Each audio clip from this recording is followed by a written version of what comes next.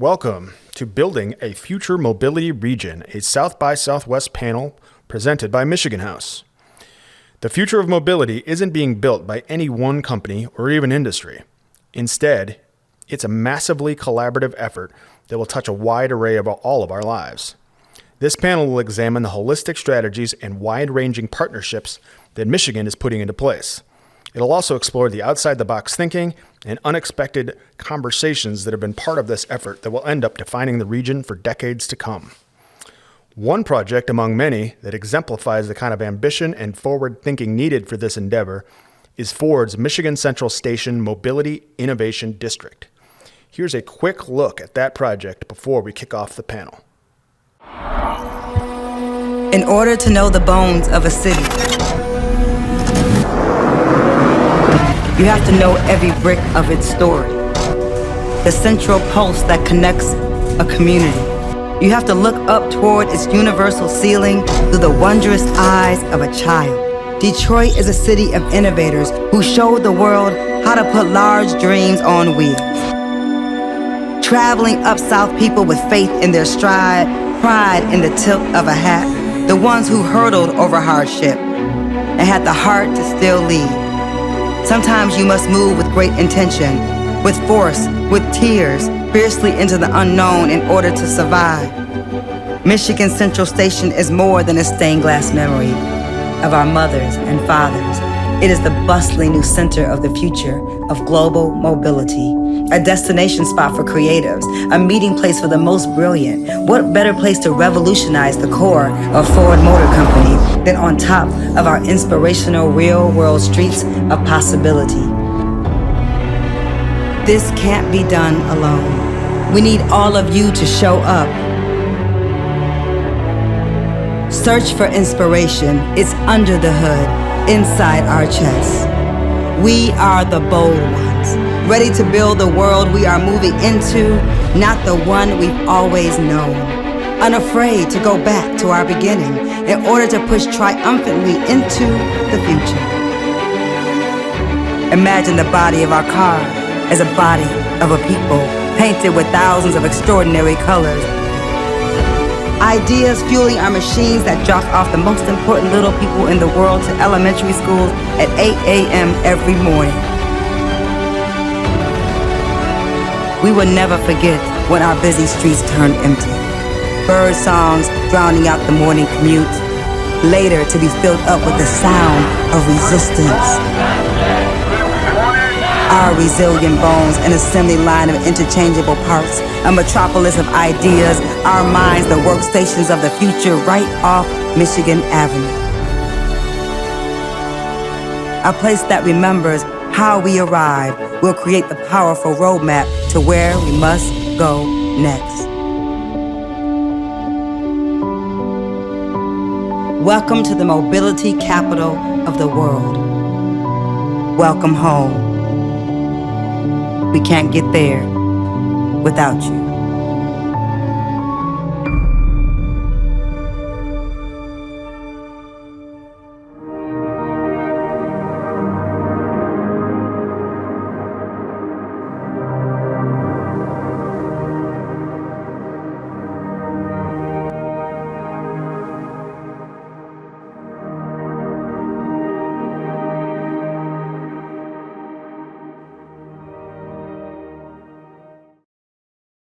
Well, good afternoon, everybody. My name is Trevor Paul. I'm the Chief Mobility Officer for the state of Michigan.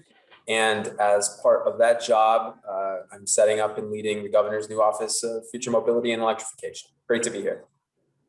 Hi, everyone. I'm Carolina Plazinski. I'm leading the overall delivery of Michigan Central, which is a mobility innovation district in Corktown, Detroit's oldest neighborhood for Ford Motor Company.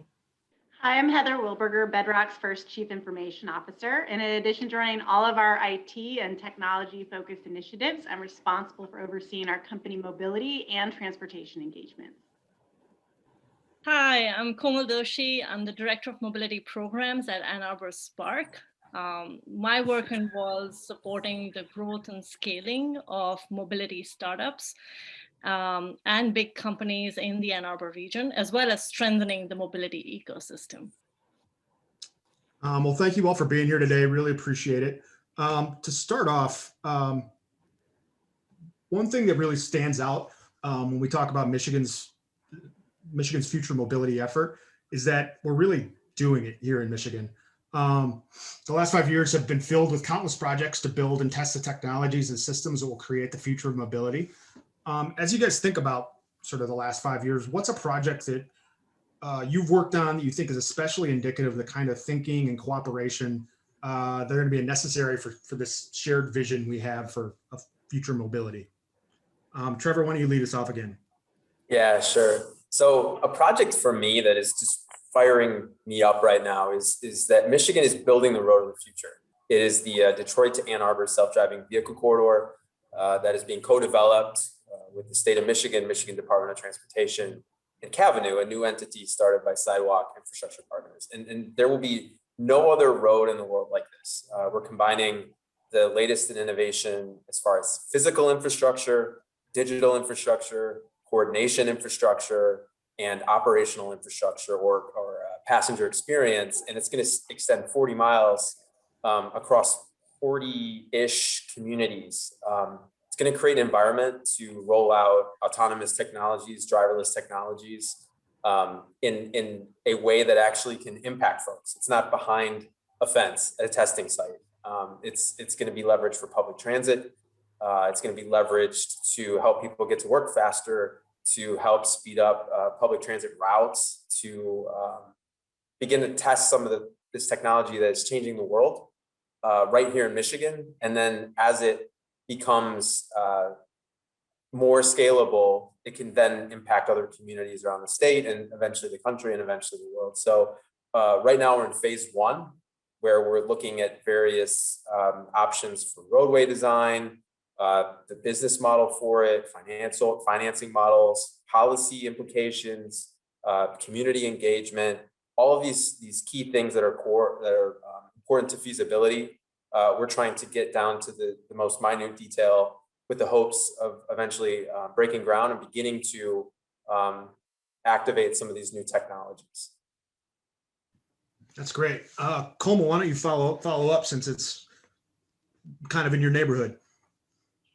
Definitely. Very excited about this project, but I'll also highlight another project that we did with Ford that was extremely interesting, was our City Insights platform. So we brought together various public sector agencies in the Ann Arbor region. So that included our transit, the city, the University of Michigan, our Downtown Development Authority, Spark itself, and Ford Motor Company. And the desire was to look at, could we pool the different data sets and look at that through an urban data platform to generate insights, simulate the data to look at options of how this could be implemented. And then the extremely cool bit was that there was a 3D model of Ann Arbor on LED screens where this could be visualized as well. So the project had many interesting elements, but I think the ability for public and private sector to innovate together was definitely crucial to it. And the product that Ford has in market was the city's safety insight tool, I think is indicative of what everyone realized, that safety was a top priority for all these different agencies and seemed to unify that need. And so I'm really excited that that tool is now scaling to other cities. And I recently saw that our friends and collaborators across the border in Windsor are deploying it. So pretty excited that that journey has been between Michigan and Windsor has been there. Very cool. That leads us immediately to Carolina. We mentioned Ford, so let's hear about. I'm guessing you have a rather big project that you'd like to mention. Yeah, of course. It has to be Michigan Central for me. And so, as I mentioned, right, we're creating a mobility innovation district in Corktown, and the exciting part of that is that we envision this is where mobility innovators and disruptors from all over the world can come together and work differently and collaborate openly around, new mobility and transportation solutions and be able to develop and test and scale those solutions in real world setting. And we're doing this in, as I mentioned, Corktown, which is Detroit's oldest neighborhood. And it's a very, very rich community. And so we have the ability to listen and talk to the community members and really understand what problems that they're having and be able to try to address those. Urban problems our transportation issues are really hard to solve, and we know we can't do it alone. And so this is why it's so important that we would be an open platform. And so Ford is envisioning that we would put, some of our folks down there. So we've committed to 5,000 employees down there, and that would be half Ford, but then half of it would be from other companies, from startups and entrepreneurs and other companies. The exciting part of what Trevor said was the corridor. And so I'm always gunning to say Michigan Central has to be one of the nodes on that corridor, because when I think about the ideas that can be born out of Michigan Central, the mobility solutions, and I think about the ability to have the opportunity to test on an AV corridor, right outside our front doors on Michigan Avenue, that gives this opportunity to be able to test and scale these solutions and different technologies in a real world setting, and new business models as well. So, for me, it's Michigan Central, but the fact that there's this powerful corridor, going to be right outside our doors, together, I think it's pretty powerful for Michigan. That's very cool, and that's why we're all here.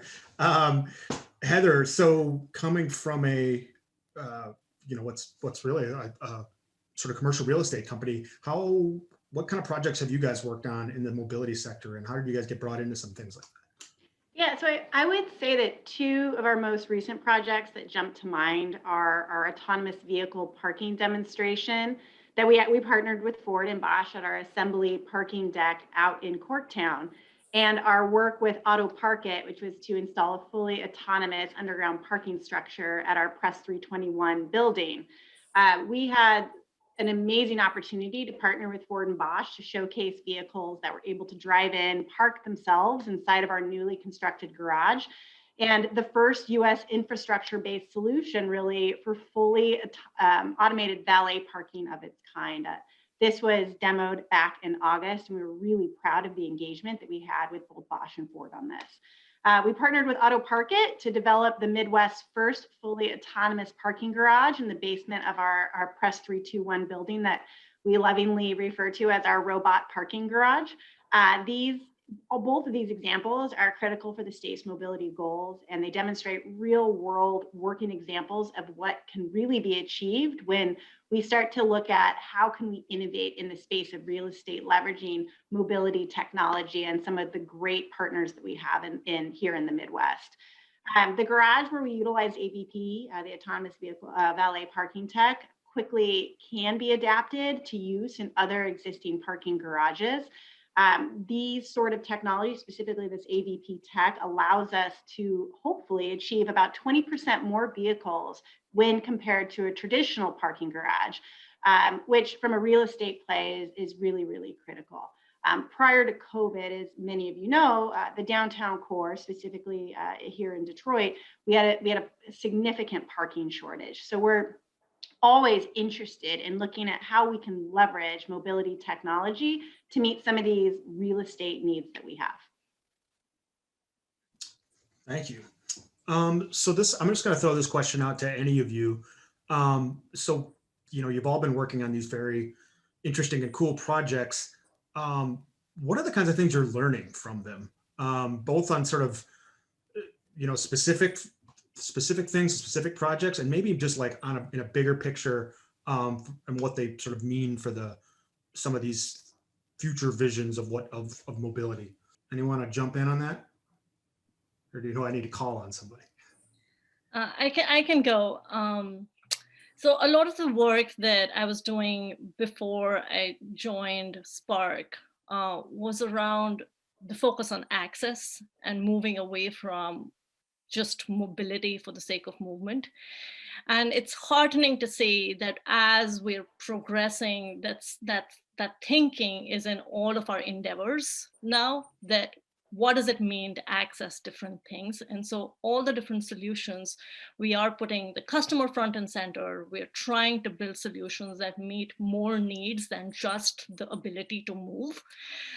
So it is becoming about, how are we getting to education, to health, to food. So it's, I think it's broadened our conversation around mobility. It has, COVID in itself has shown us that access has to be our ultimate goal, and technology can really help support that. And so, be it the Zoom, the home delivery, all autonomous solutions that are bringing things to us, they all feed into this vision, but also comes with that vision the opportunity to think differently about how we're designing our neighborhoods. The 15-minute neighborhood where walking and biking can get us everything is also coming to play. So that seems that shift, I think, is really exciting for me personally, that more and more our solutions are trying to feed our thinking towards how can we improve access. Yeah, go ahead. Oh, I might jump in as well and just say that I think, we have, if I think about historically and partnering at Ford or innovation at Ford, it's been very insular. And I think that, what we've learned is that, we have to think about new partners that we can do this together with. If I think about during the pandemic, right, we partnered with 3M and GE to get medical supplies out and to essential workers very quickly.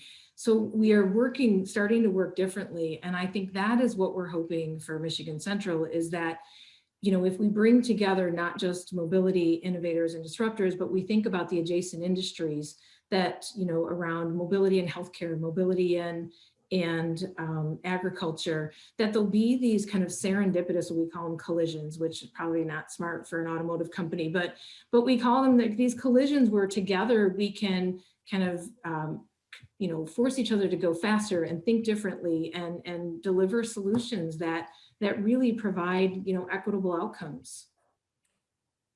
Yeah, and to play off of that, I mean, we've really at the state level embraced the systems level approach. I mean, to us, that's what's going to create economic development, community development advantages. So like how people and goods move is not isolated to just one mode. So simply being the best at driverless vehicles is like too narrow of a win to claim global leadership over all of mobility. So we've tried our best to embrace not just sort of the 4 foundational technologies, autonomous, connected, shared, and electric vehicle technologies, but also embrace the different industries that are convergent in the space.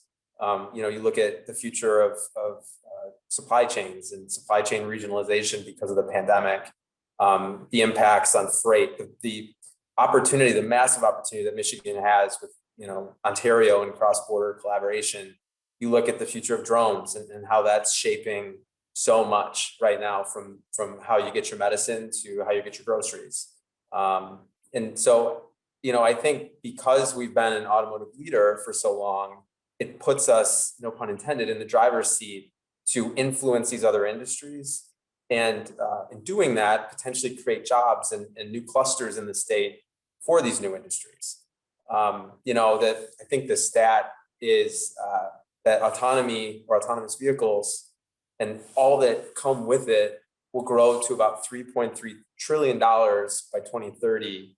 But the actual vehicle, like the vessel that moves you from point A to point B, that's just a slice of it. I mean, I think it's like a fourth, with other things like maintenance, aftermarket, services, systems, data, fleet, infrastructure, making up the rest. So as we go forward, it's great that we've been a vehicle leader, but we need to focus on all of these other things. And as we're creating jobs and building the industry, we need to make sure that Michigan's simply just the best place to move around in the world. We have to make sure that these technologies actually impact our communities. And so I really like how the state is approaching things right now. Our partners are approaching things right now. It just seems like all the right pieces are coming together at the right time.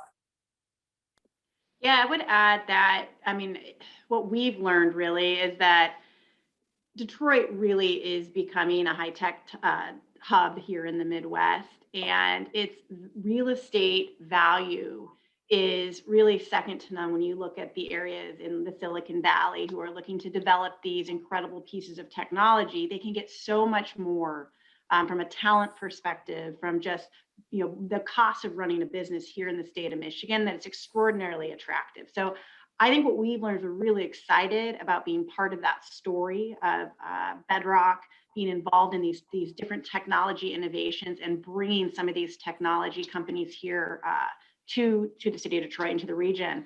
And what's been really, really fun as a technologist is being able to partner with companies like Loom and Scoop, West Coast companies doing some really innovative things in how they look at carpooling technology, how they look at commute incentives for team members and employees across the region. And it's just been a lovely opportunity to partner with these technology folks that hadn't been in the state ever before. That's great. That's great. So Como brought it up, and Trevor, really, you also talked a little bit about this. One of the things that's talked often as a goal of sort of future mobility is around the way it can create sort of more equitable communities and increase access to mobility. Are there any projects that are going on right now in Michigan, or that you guys know about, that kind of speak directly to those concepts of sort of equity and access? Yeah, actually, if it's okay, I'd turn it over to Como, because Ann Arbor's doing some really cool things, and I think she would be more eloquent than me on that. Sure, I'm happy to share one project that jumps out at me. One of the things that I think the pandemic highlighted was the need for helping seniors and people with disability, people with limited means get around, especially for essential trips. So be it for the medical appointment, for groceries. And so I've been fortunate to sit on a mobility leadership circle for this project. It's called the Rider 50 Plus program. It's funded by AARP and Toyota and is operated by Phoenix Mobility. And it's a ride sourcing platform where you can book as well as schedule and pay for rides, but it includes rides from both private and public organizations. It would include something like a taxi to community-based groups, as well as public transit providers. They're also building volunteer riders into the mix to help alleviate some of the cost concerns that might be for some of the rides. And by having it all in one place, both be multimodal as well as multi-platform, so you can just call and book these rides, as well as there's an opportunity to do it via your computer, through your phone. I think it's a very interesting project that has been an interesting service that has been deployed in the region. And the two main things I think that they're doing really well is one, that they're engaging the community. It is a bottom-up approach to reaching these people with needs and providing them with the service. And through their volunteer network, again, they're trying to engage as much of the local people as possible to make sure that these rights could be met. And it is a very consumer-focused platform. So I think this one is definitely indicative of the more solutions we need, which can address access needs across the state. Yeah, and I would add, in the governor's budget this year, just released last week, there's a line item called the Mobility Futures Initiative. And as part of that, there is seed funding for a mobility as a service platform that would be statewide. And the goal there is really to solve for two things: horizontal equity and vertical equity. Horizontal equity, in a sense that many of the innovations within the industry don't always benefit everyone equally. For instance, those without smartphones can't access many of the new services that are coming online, or those that are, wanting to switch to electric, but it's just too expensive. Like, how do you even get them in the game? And then vertical equity, around disadvantaged groups. How can we create more systematic equity, improve health outcomes, path out of poverty, work with corporates to do that? And so MDOT is a leader in this space. They have an Office of Passenger Transportation, we're working with them to hopefully, if this budget season goes the way that we want it to go, have some dollars to do something on a statewide level that's never been done before. Yeah, I think I would, we have just kicked off an innovation studio. So recently, as I mentioned, we are talking to the community all the time in the Corktown area and really trying to understand what the mobility challenges that they're facing today and how we can position ourselves to help solve them. And so we invested in an innovation studio in a company called New Lab out of the Brooklyn Navy Yard. And we are in kind of the early stages, but we've identified, in talking and listening with our community, what those challenges are. And so they're at the point now where they are casting the net and inviting startups to come in to identify and create sustainable solutions to address these problems. And so we're really excited about what will come of it. It's indicative about the future, about working differently and really kind of challenging ourselves and pushing the boundaries. And I believe we're going to start seeing pilots sometime in the early summer in the Corktown area that will really start solving some of these challenges that we have currently. I think one of our goals and really one of our primary missions on the mobility team is really thinking about how we provide a number of different transportation options that allow individuals to choose how they want to visit the city.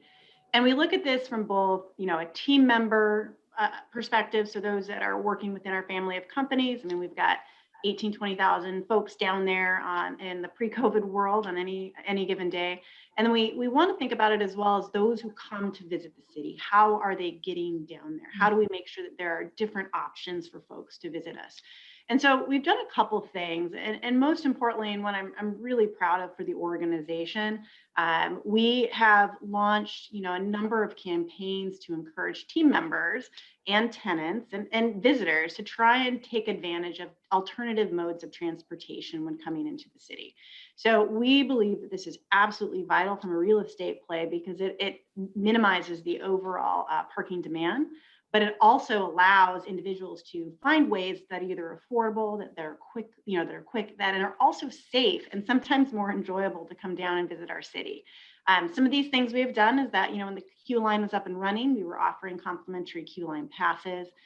We've worked with our partners, Loom, again, who I brought up earlier, as a mobility infrastructure provider to encourage and reward those team members through incentives to either try carpooling, try taking transportation, ride your bike, walk, different ways to get into our central business district so we can alleviate that parking issue that we had before. Many other options that we've provided. We have a Lyft program where we partnered with Lyft to provide our critical on-site infrastructure workers and teams complimentary and discounted opportunities to get into the city. We've worked really hard to attract these small technology mobility operations to come here. Scoop, again, as I mentioned earlier, was their first major market expansion into the Midwest. It allowed our team members and the public to opt into carpooling opportunities to get in and out of the city. We provided DART subsidized transit passes. Bedrock is deeply, deeply committed to understanding how we can change commute behavior, not only for the benefit clearly of real estate, but for the city as a whole. That's great. Thank you. So Heather, I'm going to put you on the spot immediately because I think everyone else is going to have like a ready-made answer for this. If I owned a mobility startup and I was looking to possibly move to Michigan to locate my company, what's your 30-second, 1-minute elevator pitch for why I should do that?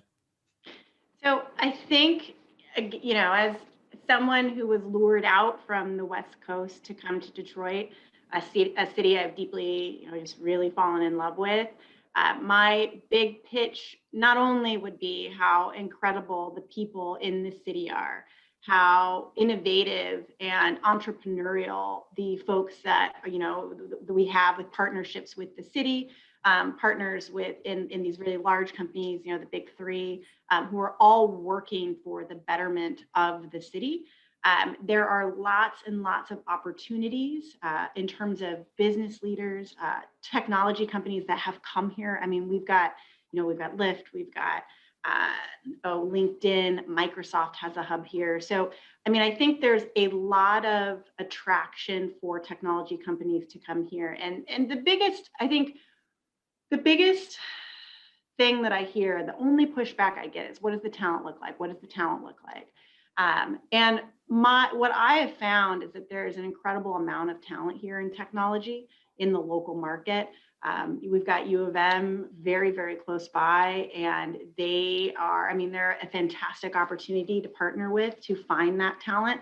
So when I'm making my pitch, it's always about, we've got the talent.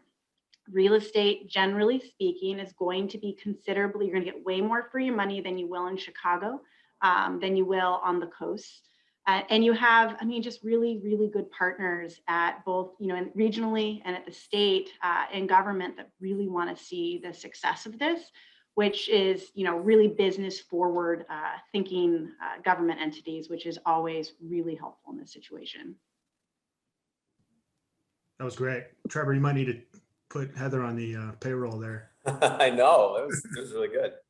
Why don't you go next? And I'm guessing you've done this before. Yeah, it's like, where do I start? And it's always better when a company and a senior executive within a company like Heather tells a story, right? But at least from my vantage point, what I'm seeing right now is for startups, there are multiple different ways to talk about Michigan and Detroit. And that's exciting. That's how it should be if you're a global hub. So let's say that you're a hardware startup. There are a lot of great markets for hardware startups, but a lot of the high tech, markets have, great software companies, but not a lot of rapid prototyping, low volume manufacturing.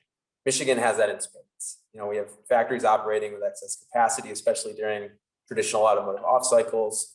And then let's say we're talking to a supply chain startup. Maybe again, they're looking at a tech market like Silicon Valley or parts of Europe. Sometimes local manufacturing is cost prohibitive. Foreign markets have IP theft risk. In Michigan, you have this deep, reliable manufacturing expertise and infrastructure. Well, let's say you're a startup that's looking for customers. That which is like every startup. You go to a place like Silicon Valley, there's limited access to end customers when it comes to the future of mobility. We have 96 of the top 100 global automotive suppliers based here. And on top of that, like, our own companies are reinvesting in crazy amounts over just the last 2 years. So General Motors made a $3 billion investment at its Hamtramck, Michigan facility to retool production for electric pickups, vans, battery modules. Ford and Michigan Central Station, they're not just building like a campus for themselves. This is going to be a whole district that's open for everybody. And then you see what Bedrock is doing. It's a tech company that understands mobility and is at this nexus of where these industries are converging. And the truth is, like, you can start your idea in a place like Silicon Valley or Austin or Boston. If you really want to be on a vehicle, you need to talk to the engineers and you need to talk to the buyer. And you need to talk to the R&D teams, and those folks are right here. So obviously it's different for every startup, but the last thing I'll mention is that the state is on its game right now. Like, we get, if you're a startup, like, government resources are this big mystery. And right now, through the Office of Future Mobility and Electrification, through like the Department of Transportation, through the MEDC, Michigan Economic Development Corporation, we've stitched together this assembly line that demystifies these resources. So if you come here, it's going to be pretty easy to access public-private partnerships and get you some of the things you need, whether it's good talent or a good location to base operations, whatever it is. I think you should choose Michigan, all you startups out there. Sure. Well, as I was listening to Trevor, I was like, I probably would say the same thing. But I think what I would add to it is, modern day mobility was invented here. We have the density of the industry. We have, the domain expertise. To Heather's point, we have top engineering talent coming out of, places like U of M. So small scale companies or the entry companies, they want to be close to the end customer. It's very valuable for them to be close to the OEMs and the tier ones. And that's what we have here for them. And I would then say that Michigan Central could be a powerful tool where we bring these folks together to co-develop and collaborate together. I would also say, if I were to put a pitch in for, what we're doing at Michigan Central, I would say that, it's about its proximity to the city center of Detroit. It's the attributes that the site has, as Trevor said, right? We're building a district.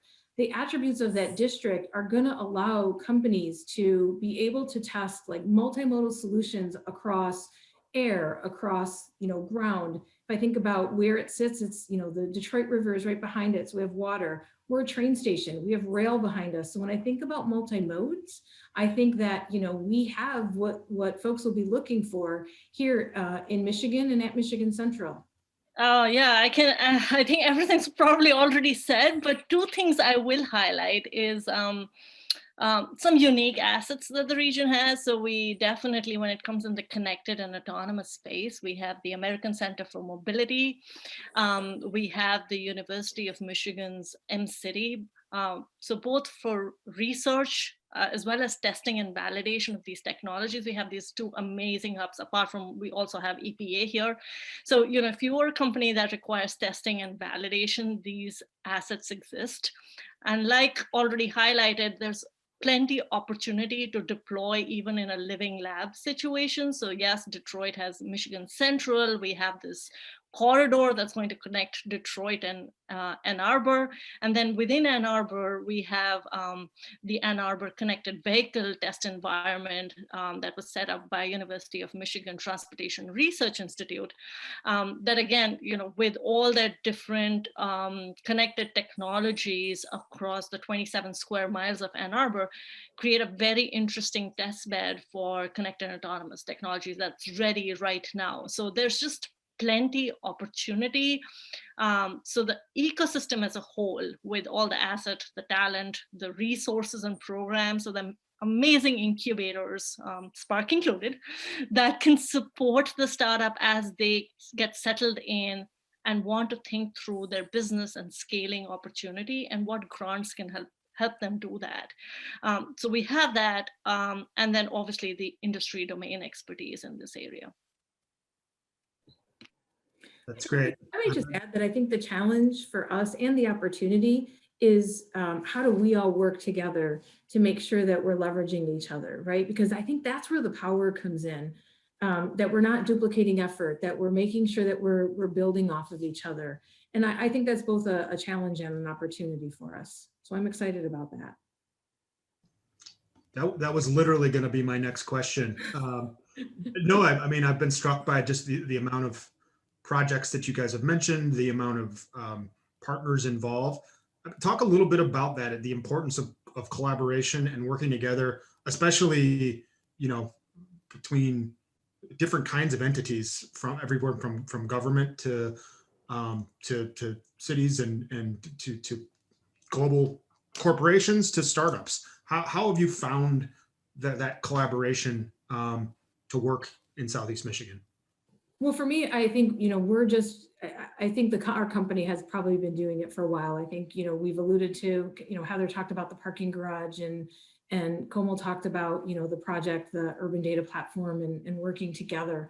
I think, what struck me is when Heather was talking about the smart parking garage, and we think about, we have parking garages that have different technologies within the city. How do we, build on that and find, in the next parking garage, we put something different. And so as startup companies want to come and they want to tech these type of technologies, that maybe it's not a one size fits all, but we can find the right place for them to go and test and advance their solutions. How do we connect? The corridor will be an amazing connection with Ann Arbor and with ACM and with M-City. And so how do we think about, maybe you're not ready to test in the streets yet at Michigan Central, but you can test in kind of the a more protected environment that offers. And so maybe there's a progression of it. And so I think, to me, when I think about that opportunity, those are the things that are running through my head as my colleagues were talking today. Yeah, I think I would add that for Bedrock, and as one of the largest real estate developers in the central business district, in order for us to really be innovative, we have to fundamentally seek out partnerships that make sense for real estate. Of course, that's our business, but more importantly for the region. And I think as everyone on this call would probably agree, you know, innovation in technology is extraordinarily important for the city of Detroit. And the thing that I keep thinking about is how do we innovate in real estate, which is, and I always jokingly say we're about 10 years behind in any sort of technology innovation because real estate's been traditionally very successful and people ultimately, if it's not broke, they don't fix it. And so, which has always been interesting in real estate. And so when I think, which is also what drew me to Bedrock, because Bedrock is so deeply committed to innovation and technology in the real estate space. So for us, it's really an understanding of who makes the best, you know, who wants to be a partner. How can we bring different folks from out of region into this city? I mean, this is the birthplace of the automobile. I mean, when you think about there, you know, there's no better place for mobility to be born again and to really be the center of innovation for the entire United States. So for Bedrock, you know, we have, you know, a significant parking infrastructure throughout the city and in Corktown, the Assembly Garage. And the next big innovation for us in my mind is really understanding data, understanding how our constituents are using parking. Is there a way to make better data-driven decisions based on whether it be sensors in the garages, whether it be time of day people are parking, so that we can really start innovating? I can't do that by myself. And the industry itself is, you know, there's been some really great innovation in the last 5 years, but I think to really, really make this, you know, a world-class city, we're going to have these world-class partnerships and bring folks in from out of region. Yeah, I would agree. I think it's just such a good panel because like everyone is coming up with these great answers and we're running out of things to say because we all are sort of in lockstep and sort of on script and in sort of the same like energy mode of just seeing that Detroit and Michigan have an incredible decade ahead of it. You know, when I look at public-private partnerships, I mean, to me, I mean, public investment should spark private investment. And the reason we got a 40-mile, you know, driverless vehicle corridor is because for a decade, US DOT were putting in hardware to, for instance, on Interstate 94 to track backups and weather conditions. You know, we had the investment in the American Center for Mobility, the investment to upgrade DTW, all the work that Ann Arbor has done. The largest, I believe, vehicle to infrastructure deployment in the country is in Ann Arbor, Michigan. And so, you know, when you begin to lay that content out in front of a company that wants to do something that's never been done before, that isn't from Michigan, but wants to be, it's a pretty compelling storyline. But the truth is, just a last point to make, like, you know, there are these macro trends that I'll mention, you know, every so often, like software will represent more than 50% of the value of a vehicle by 2030. But in a place like Michigan, will the workforce be trained to engineer new software technologies? And that falls on universities, community colleges, and policymakers. You look at like electric vehicles expected to pass gas-powered vehicles by 2030 in sales, not if governments don't build out charging infrastructure that reduces range anxiety. So, I mean, there are these waves that either we're gonna be able to ride or we're gonna drown by, and we're gonna lose our leadership position. So it's a pretty incredible time to be here because I just have to imagine this is what it felt like in like the 10s and the 20s, you know, 1910s, 1920s, where it was like the 3-color traffic light was being invented right here in Detroit, you know, lines on roads, those sorts of things. I mean, it's like this 10 to 15 year period where 100 years from now, someone's going to look back and say, wow, those are really mundane things, but it must have been pretty exciting at the time. And frankly, they ended up changing the world. I think we have the capability to continue to change the world, continue that narrative. So I'll add a final note to this amazing discussion. Is, you know, we've been talking about public-private collaboration, public-private partnership, but it really is about public-private innovation, that we're all innovating together. We're now in that phase. It's not about somebody developed a technology, let's deploy it. It's like we have to be able to work together to find the solution because the problems are so complex that we're trying to solve. So, look at climate change, sustainability, the effort that's required to have the impact that we need from a carbon neutrality standpoint requires both public and private to innovate together.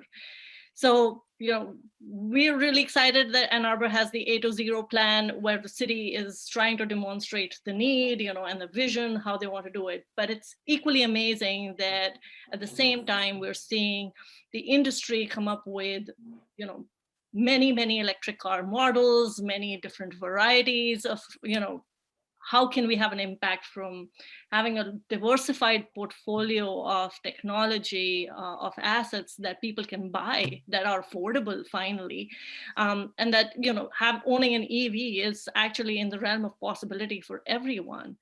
And then that brings the question of the infrastructure that needs to be created. And that, again, brings together both public and private need to work together to do that. So the problem has, it requires us to continue to collaborate together to have the impact that we need. And it's amazing that in Michigan, I think with the Office of Future Mobility and Electrification, we have both the leadership and thinking around it, and even on city level, the cities are also thinking about it to support that vision at state.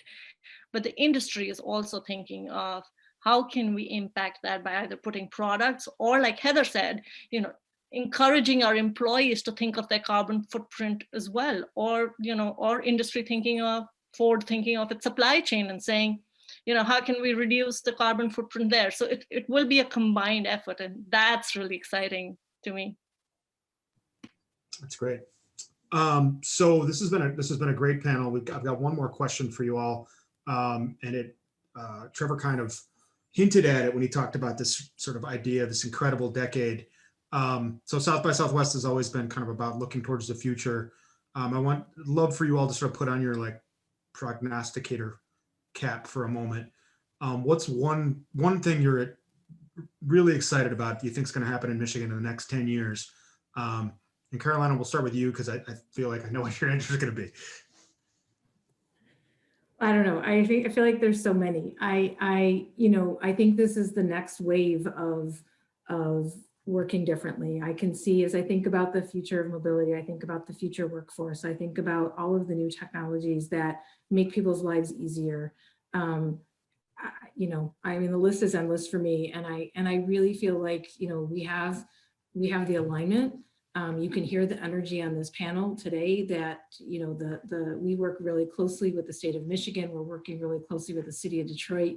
These public-private entities together. I think that's how we're going to get it done. So sorry, I know that wasn't one thing. No, that's fine. You did good. Who wants to go next, Trevor? Yeah, sure. So I think we're headed towards a very inclusive and multimodal future.